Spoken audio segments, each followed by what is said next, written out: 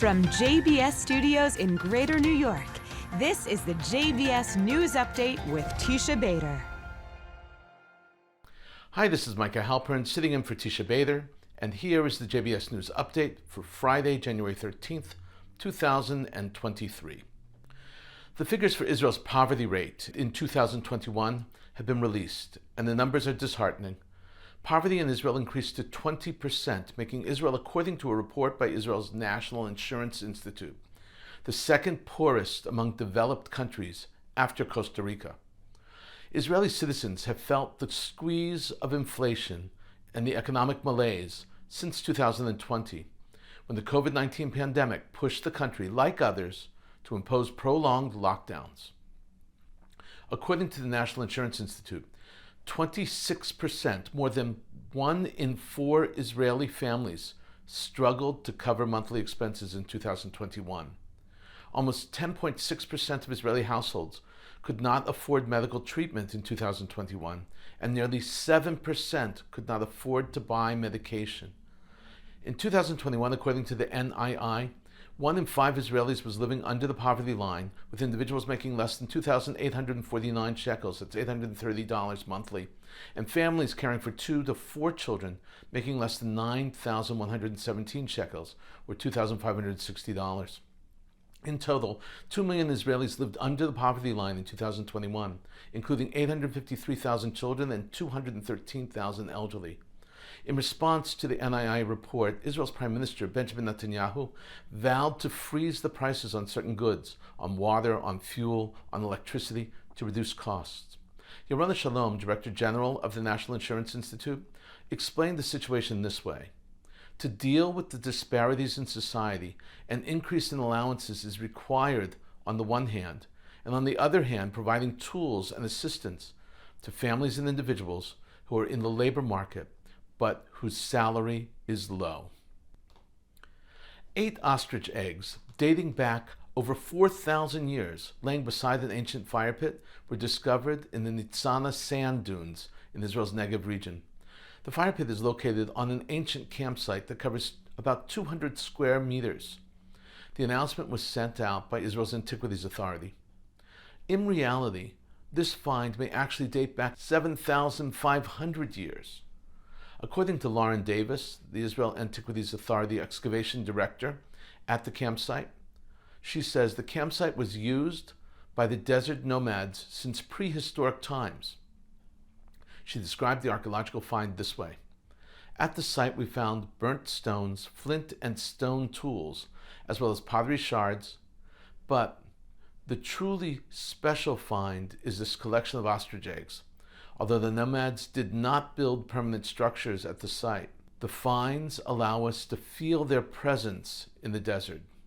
Archaeologists explain that it was easy to lose sight of these ancient campsites, as the sand dunes quickly covered them and hid them below.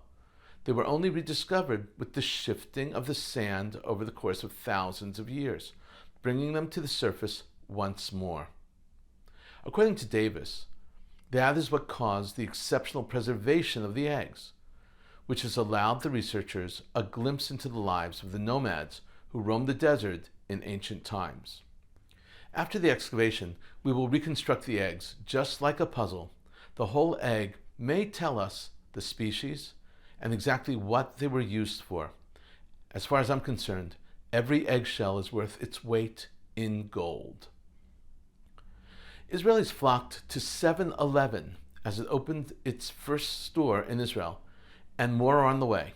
Electra Consumer Products Limited, a franchise of 7-Eleven International, has opened its first 7-Eleven in Tel Aviv at the Dizengoff Center Mall. The store will serve Israel's second largest city and largest metropolitan area. 7-Eleven's entrance into Israel is part of a 20-year master franchise agreement that was signed last year between 7-Eleven International and Electra Consumer Products.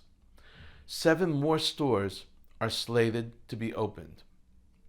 Ken Wakabayashi, co-CEO of 7-Eleven International, said, "With its thriving economy and growing population, Israel offers an excellent environment for 7-Eleven's first retail venture in the region.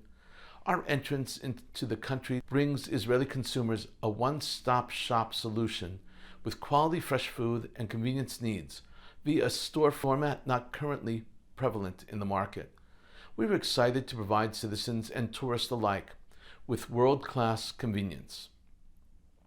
The single-story Tel Aviv store will resemble other 7-Elevens and serve a variety of their internationally popular products and beverages, including coffee, their famous Slurpee, and Big Gulp drinks. Local delicacies created to appeal to the surrounding neighborhood will also be available. The Tel Aviv 7-Eleven will also sell a wide selection of fresh kosher foods developed specifically for Israeli taste preferences.